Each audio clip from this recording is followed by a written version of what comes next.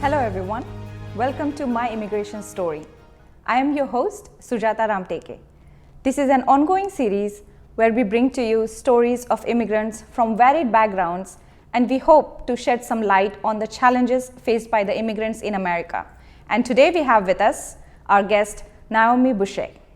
Hello Naomi. Hi. How are you today? Good, thank you for having me. Naomi, tell us a little bit about yourself, like where are you from and what do you currently do? I'm from a country called Myanmar, formerly known as Burma, which is located near China and India and Laos.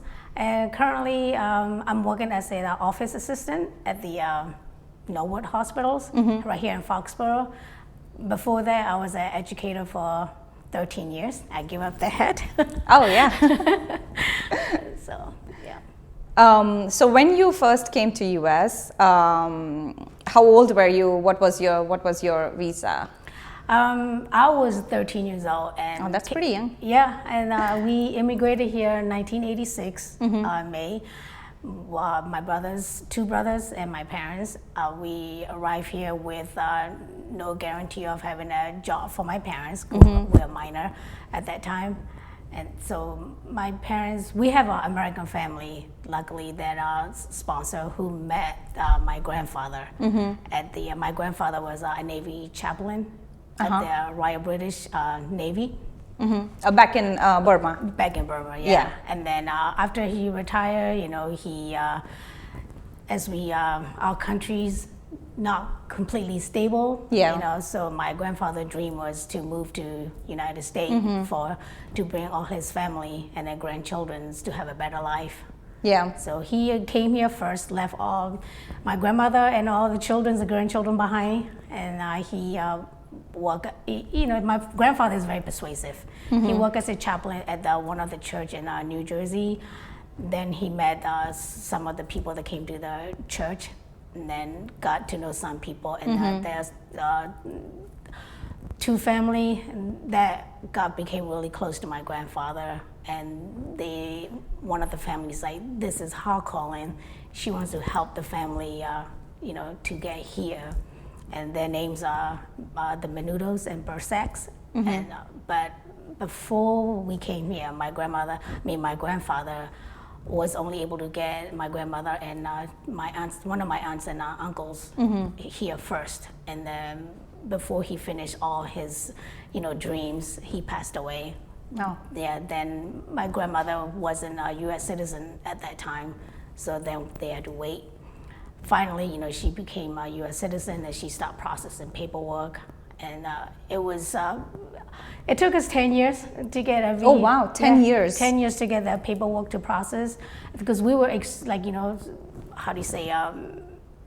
vetted very, our background, are we affiliated with, other stuff, that might, Yeah, that affects too. Yeah. To us to come here, and then plus my grandmother had to sign paperwork that she will not seek government support when we get here, like that, seeking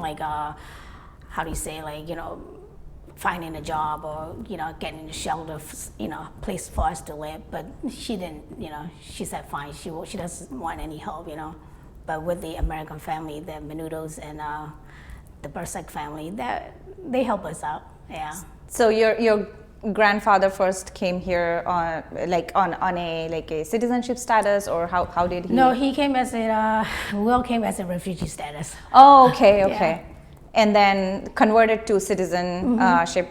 Eventually, your grandmother converted, and then she kind of filed paperwork for her family to come to United States. Right. So at that time, you were 13 when all the paperwork was done, and they started the process 10 years back. It's very time consuming. It is. It's very I'm sure your family must have been anxious about your grandmother being here alone by herself as your grandfather passed away.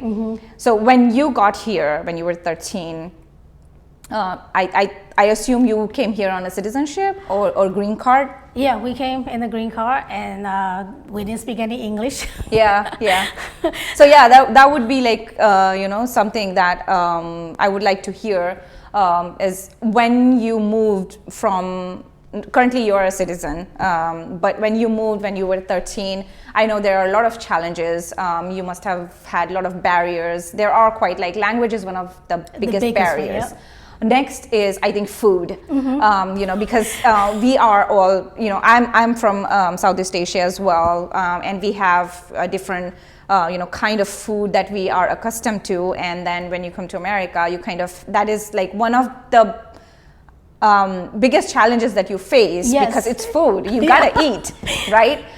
So yeah, tell me about your challenges, because you were very young when you were 13. So how did you, what were the challenges? How did you navigate through those? The one of the big challenge was like you know, learning the language, adapting to the American way of life. Because, you know, even though I was 13, being grew up in my country, I have like the culture, like, you know, already rooted in me, you know. Right. So when you come here, like, for example, we arrived in May, so there's like our first American holiday we experienced was Memorial Day. Memorial Day. You know, American people like to barbecue. So we had a big barbecue with the American family who sponsor us, and because, you know, nowadays it's so funny to look at it, but like hamburger, because we don't know what hamburger is. Yeah, yeah. So the hamburger is wrong. So for us, in like in my language, there's wine, which means circle. So we like, how do you call this? You know, like they trying to teach us. We like, oh, wine burger. You know, wine means circle. Yeah. And then another thing was hot dog, and we're like, American people eat dog. Oh. That's very funny. we literally translated like hot meat, you know, like sweaty, hot yeah, sweat. and then dog is, you know, dog, and so we literally translated, like, so my brothers and I was like speaking in our language, like, oh, they eat dog, we don't eat dog. And then we didn't know how to put it in the bread, you know, like put in ketchup, and that was a, you know, challenge, and the American family taught us, you know, they show us how to. They have children that are close to our age, so they show us how to do it, and it was fun. And like slowly, then another challenge was going to school, and school started in the fall of '86, but my father was very worried because we didn't know the English language barriers, and at the same time, he didn't want us to lose our language. Because when you go to school, you have to speak, you know, English to adapt into the school systems. So that was the thing. So my father's like, you know, set a rule. You go to school, you speak the language, but when you come home, you are going to speak, you know, Burmese at home, you know. So food was challenged because we don't eat school lunch there, you know, because most of our food is like you can just, you know, pack it, not put it in the, you know, lunch bag and eat, you know, like a lot of our food is like, you know, rice, meat, vegetables, like all variety, not just peanut butter sandwich. Yeah, and that's something that that's very interesting, because I know we eat curries a lot, and curries have peculiar smell. Yes. Because it has a lot of spices. So how did you, because you didn't eat lunch from school, so, and would you like pack with you, and then when you heat it, because I know it has kind of, you know, you don't want to do that, and there's a lot of things that come with schools, like you're with friends and then you don't want to get you know, called on, or you don't want to be the odd man out. Right. So how was your experience? Our first year school was the American family that you know, I call it Uncle Russ and Aunt Nancy. They put us into the private school, and so Aunt Nancy has made all arrangement, like, so that we have like so that we're not being picked on at the school, you know. And but when we go to lunch, it was not just my son, my brothers, and I have cousins too that all immigrated like within the same year, a couple of months apart. So we all went to the same school, so we all just sit together, you know, eat our lunch. And but like you said, curry has a, you know, certain sense to it, so we made sure that our food are not, you know, strong sense, so that it may, you know, not be polite to others. So, you know, my parents made sure that, you know, we don't pack any food that might have sense that might, you know, off to some. Yeah. So, I mean, it was small private school, so we lucked out because it was diverse, you know, diversity in the school system. So a lot of kids are like very friendly, you know, welcoming. And I had a. That's very refreshing to hear, actually. Yeah, it is. Yeah, we got very lucked out. Like, you know, Nancy and Uncle Russ and the other couple of family was Aunt Joanne and Uncle Russ. You know, they made sure that we had a smooth transition to here. Like my parents, my father is an English professor. He has his own school. Oh, wow. Yeah, and then he taught for so many years, and then especially like the students that cannot afford tuition, he taught them, you know, he doesn't charge fees to them. He, you know, teach them for free. And my mother was a chemist, and so like for them, like, you know, education is really important. So when we go to school, and they explained that to our American family understood, so they made sure that we had that continue on. Yeah. And they have a, as I mentioned, you know, when we were talking earlier, job security. My parents didn't know what seek for employment, and Uncle Russ, he has family-owned business, which is the heating and air conditioning company. My father never worked a machine, let alone being a mechanic or fixing his car. So he was working with these, you know, air conditioning machine, you know, like never touched the, you know, machine in his life. And my mother took a job as a housekeeper, going to people's houses cleaning. I think, this is the, you know, this is the kind of like struggles the immigrants face. Yep. So I assume your father was a teacher, English teacher, always, and he was English teacher in Burma as well. So, and your mom was a chemist, and they had to like leave their everything like a teachership or being a chemist, and get into a absolutely like different roles to do for a certain period of time to kind of get by. I think this is like very, you know, we should highlight this kind of struggles immigrants go through. They have to live sometimes who they are and what they want to do to just kind of, you know, keep their head above the water and let your family like survive. It is an like ongoing struggle. I think I see this with you know, almost every immigrant that comes here. They try to, you know, some people I have met myself, and then they leave their business back in India, and then they got here, and then they are working in like a grocery store. So it's, you know, it's sometimes it's heartbreaking as well, because but then, you know, it's kind of the nature of how the immigration happens, and then you have to do things that you might not like at some point. Exactly. Yeah, I mean, they struggle, but they know that they how do you say, terms like, you know, swallow their pride, you know, because they know that my parents like set an example for my brothers and I. They you know, they said this is not just the end, you know, but if you like, you can't look at just like, you know, you got to look as a long term. Like, what can I get? How can I improve my life, you know, 5 years from now? I mean, they both did that, you know, the, you know, job from the bottom for like a year, and then my mother's dream was becoming a nurse. So, you know, after 1 year doing the housekeeping jobs, and then she went back to nursing school, became a nurse, and, you know, got a better position, a better job. And then my father, you know, left his air conditioning mechanic business job, and then he wants, you know, work at the again, he went to the hospital where my mother's work as a housekeeper. Then, you know, he moved his way up, and he became the department head, you know, and then my mother became like, you know, one of the head nurse. And, you know, summertime, my brothers and I, growing up, even like, you know, we didn't, how do you say, get like, you know, whatever we want. Like summertime, my brothers and I, we work, you know, to help out our family. So we did that, and especially, this is the joke, like when my mother was going to nursing school, like she's not, how do you say, a typist. So we learned in school how to type, you know, and my mother would like bring the paper, can you type this for me? Yeah.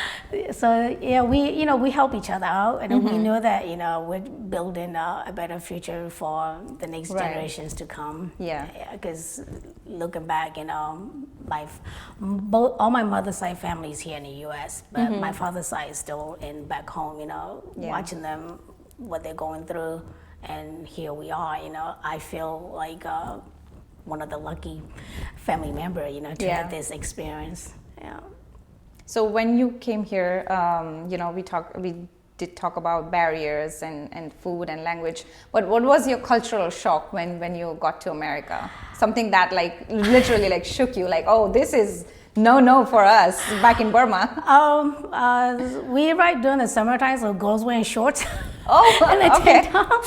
That was like a big no. Like we don't show like low cut or Yeah. wearing short shorts, and that was for me. It's like that's for us. Like we were brought up where like Traditional yeah. environment, yeah. Yeah, and then mostly cover, like our clothes are not see through.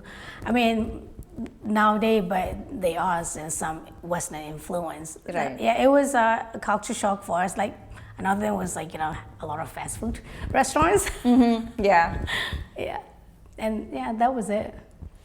And I also want to ask on the flip side, like something that you think was like outstanding, amazing in Burma, and you kind of, even now, I know you have been here for longest time, and you also told me you don't visit Burma, you haven't since you left. So is that something that from your childhood, when you were like 13, when you got here, something that you really liked in Burma, but you kind of, even now you miss it? Is there something you have? Yeah, I miss the people.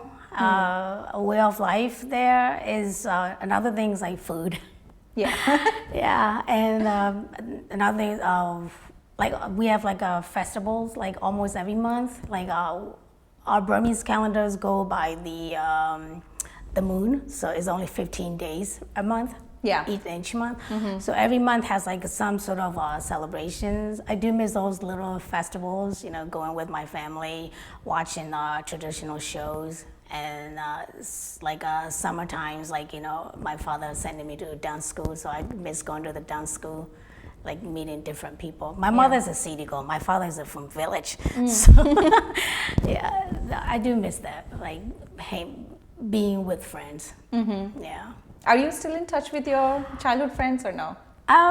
Believe it or not, I am now because thanks to Facebook. Oh yes, social media. Yeah, and I after like 25 years and reconnect with some of my friends. My parents went back to home like 7 years ago, and took my daughter with them, and she got to see where I grew up, and the high school that I went. She met some of my friends. And so then they found out that, oh, you're on Facebook. So since they went back and I brought my daughters to see, and then being reconnect, that's nice. We talk about our younger days, but some of my friends I don't recognize them because we look different. Been a long time. Yeah. Naomi, what would you say, like Burma? I know we are. It's very culturally rich, traditionally rich. What are some of the social taboos that you think that they were there when you were there, 13, and then you got here, but still you see that it's still there? I know political situations are quite, difficult there, but what are like social issues or taboos that you think are still there and they shouldn't be there? I can't really pinpoint specific, but I do wish that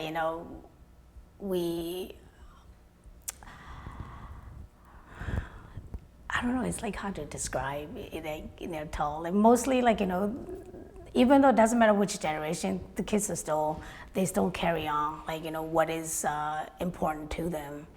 Like they want to have equal opportunity and educations. Those are very important to them. They still push for that, for every citizens. The one thing that I really see was like how in U.S. every 4 years you vote. Like back home we didn't have that, but a few years ago they're able to vote. Yeah. So now like every 4 years there's elections going on. So that was a good to see that making a change. Before, because we didn't have that.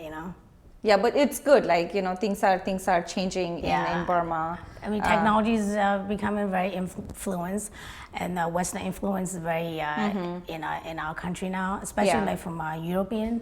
They go there, have business. Yeah. So you did mention you have a little bit of a political affiliations back in Burma, and so how are are there any issues going on right now in Burma that you wanna? I want to say almost similar to what's going on in Ukraine, but the difference is like Ukraine is being invaded by another country. For us, it's like our military is, not being so, equal to people's. Yeah. How is it making life difficult in Burma for like Burmese people right now? Right now, situation is very difficult for them because like they don't have that freedom. Like for example, like schools. A lot of schools are closed, and younger kids are like trying to get student visa to get out of the country so they can pursue further in education. That's one, and people are like starving because there's not enough, food going. Yeah. And because of the prices are extremely high, and everyone's like living to paycheck kind of like thing. Yeah. So, are there like any? Do you know any affiliations here that are working towards it from US or? Yeah, there are. Like, I'm not like heavily involved in it, but there are people that live near the DC area. They go there to like near the embassy. They do protest, like especially Washington D.C. and New York. That I see them in the news. Yeah. Naomi, I want to pivot a little bit from the discussion. So I know you came back a long time here, but did you have like a American dream when you were coming from Burma? And do you think your American dream has come true? Yes. I always want to, back home, like we're kind of, I don't want to say limited to what I want to, study or be someone that I wanted to be. And we are kind of like, not forced, but like, kind of geared towards like what you need to do with your life, either, from being an Asian country, either a doctor or, scientist or engineering. Yeah. And those are like, strong, how do you say, career choice focus from family and the teachers, that you exposed to. But coming here, I feel like I have opportunity, like what I want to, something that I have passion for. I like to, my passion is like helping people, like education field was not my, I didn't even know that I could do, but then when I got into it, that was what I wanted to do. So I did it for 13 years. And, being able to study what I wanted to study, not like telling you like, oh, because you have a strong score in this area, so this is what you're going to focus, moving forward. That's how it is in Asian countries, right? Yeah. For us. Yes. So to me, it's like pursuing education. I'm one of the first one in the family to have a master's degree. So I'm very proud of that. Yeah, you should be. Yeah, and then I always wanted to travel around the world, and which I did that. I met my husband in New Jersey when he was stationed there, and he retired military. So we met, we got married, and then we took off and went to Europe for like nearly 20 years. Oh wow, that's your American dream has really come true. I would say that. Yeah, and then came back, back in 2016 we came back here. Oh, yeah, amazing. 2 wonderful children. Great. Anything that I know you work with the Veterans Organization, and we did talk about the scholarship programs. I know your family and you are very dedicated towards education. You support education. Do you want to talk about the scholarship so the viewers can know what scholarship it is and if they can apply? Yeah, I am a part of the Foxborough Veterans Post 226, And around April timeframe, we offer scholarship to the Foxborough's high school students. It doesn't matter you go to Foxborough High School, charter school, or Southeastern, Norfolk Aggie, any technical trade school that they go to, as long as they are Foxborough residents and they have like either parents or grandparents that are veterans, and they're qualified to apply for it. And last year we gave out the $1,000. So amazing! That's an amazing program. And so I feel strongly for that. When we do it, I send out to all the school, and then we put out through Twitter, all kinds of social media, to get more attractive to the students. Yeah, I'm a big supporter on educational front as well. Me too. And it's great if we as an individual can do something to bring like more education to people, make them more educated, make overall society more educated. I always champion for that cause. Yeah. So it's great to hear. Any parting thoughts for our audience? Anything that you want to leave our viewers with? Like for me, is like personally, like America is like a melting pot, and there's a lot of opportunity and a lot of resources. It doesn't matter what you're seeking, and don't hesitate, or don't, feel like, oh, I'm not good enough to get this resources or get support, Yeah. And, use it, and those are tools and resources available to you, and take advantage of that. I did it. We left with we came here with $95. And who would have thought that I will be going to living here and then go doing a master's degree and get education, and happily marry, and like travel around the world.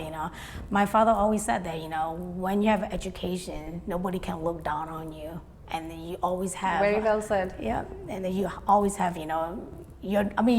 you're filled with knowledge, and that's what I wanted people to know, that doesn't matter what kind of education, it doesn't have to be a high school academic, it could be a trade school, whatever. Yeah. Those are education, anything. Yeah, it gives you tools and Exactly. And America has resources. I think that's why it's one of the destination for a lot of people. Immigrants. Yeah. It has a lot of resources, and it's on us immigrants to make use of those resources and make the best life we could build for ourselves. Yeah, don't be afraid to ask for help. Yes, at least they can know, or they can direct to you the right place. Yeah. Or to another resource for you to reach out. Yeah, true. Yeah. Thank you, Naomi. It was like really pleasure to meet someone like you. I connected so deeply with you. We have almost like same interest, almost the same backgrounds, same qualifications. So thank you so much for being here. I'm pretty sure viewers must have like really enjoyed your show. Thank you for having me.